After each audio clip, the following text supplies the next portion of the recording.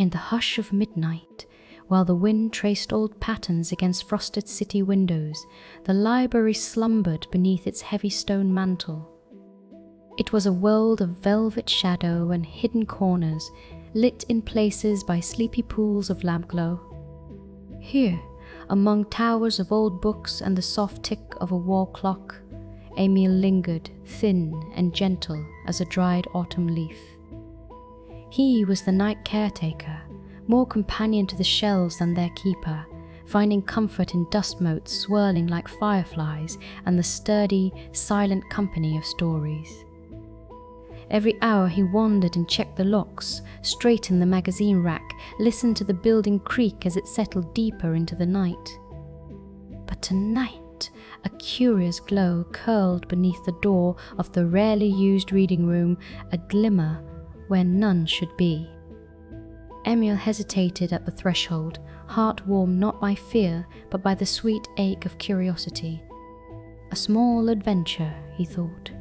Should I answer the call? Emil pushed open the door. The world inside changed. The reading room floated apart from time, bathed in the soft radiance of a single old lamp on a solitary desk. Shadows pooled in the corners while the lamp's glow cast gentle halos on dust's world air. Books were stacked in careful piles, their covers glinting, and an opaline teacup steamed faintly atop the desk, though no one sat there. Everywhere, things were familiar, yet made quietly strange by the midnight hour and the lamp's insistent halo.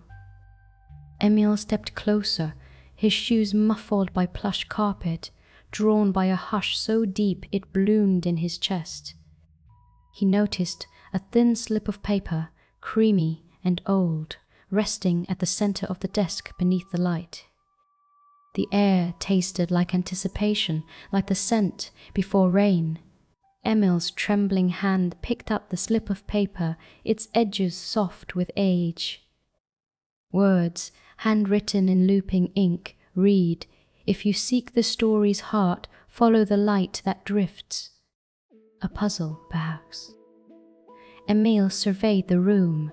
Shelves lined the walls, window panes glossed with city glow, and, just then, the faintest thread of lamplight shimmered across the parquet flooring, pointing, as if by invitation, toward a shadowed alcove at the edge of the room.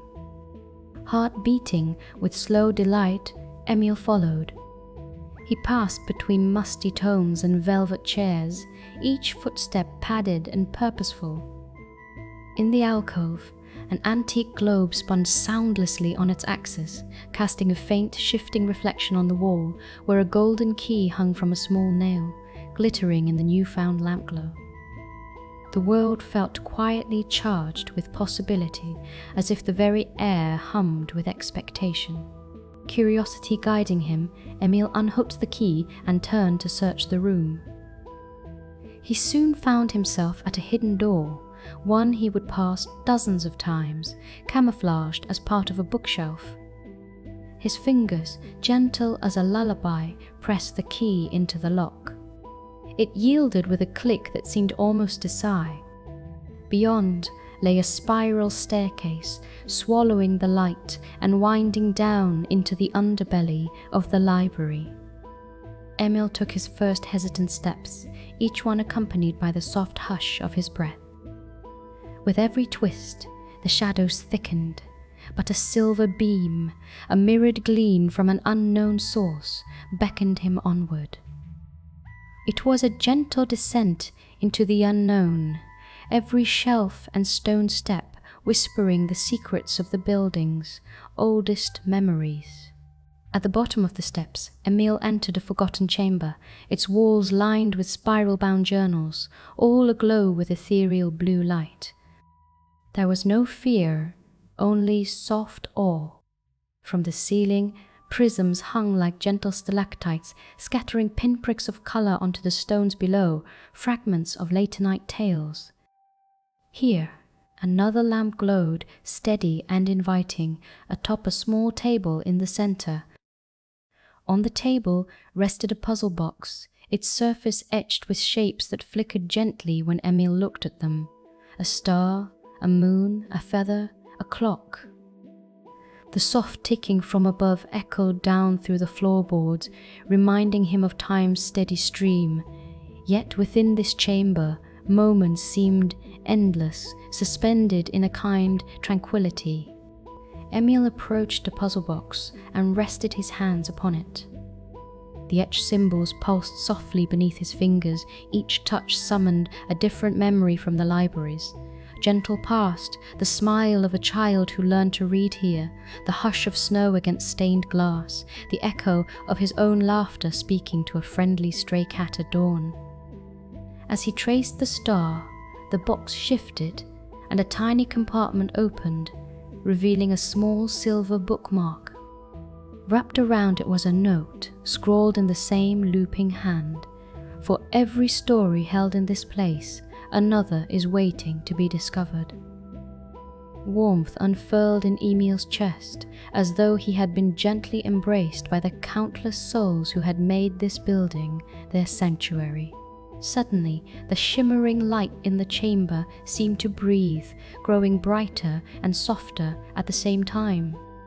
The journals along the walls fluttered open as if stirred by the gentlest breeze, their pages rustling with unspoken words, tales half-remembered, moments waiting to be told.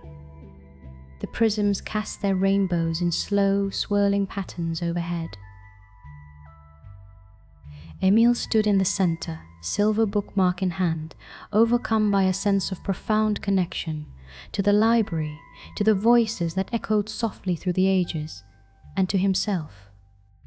With a peaceful sigh, he placed the bookmark into his breast pocket, a keepsake, and the lamps light wrapped around him, warm as a favorite blanket. With heart now light and mind soothed, Emil traced his steps back up the spiral staircase. The hidden door eased shut behind him, blending seamlessly into its shelf disguise. Returning to the reading room, he found the lamp's glow was softer now, restful, as though it too was ready to sleep. The teacup rested cold and still.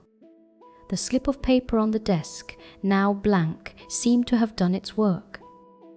Emil slipped the silver bookmark into his own well-loved book of gentle mysteries, sensing the echo of his adventure spiraling outward through the walls, infusing the quiet building with a new, secret joy. Outside, the library's stone facade caught the promise of morning, its windows shining gold where the city's first rays touched them. Emil, coat buttoned, stepped onto the quiet street. He looked back at the old building, feeling the smallest, sweetest shiver. Was it magic, or simply the kindness of memories? Either way, the world seemed gentler, and the familiar city, wrapped in mist and lamplight, shimmered with something precious and rare. He turned homeward, the silver bookmark nestled close to his heart, the comfort of midnight mystery still humming in his veins, ready to guide him and anyone who cared to notice peacefully into sleep.